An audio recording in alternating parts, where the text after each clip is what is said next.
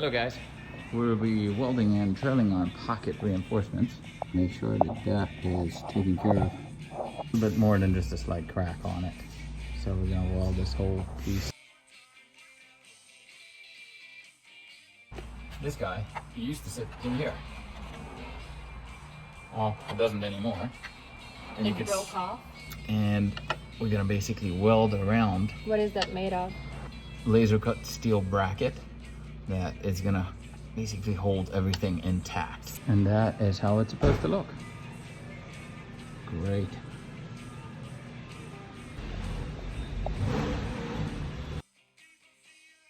Yeah.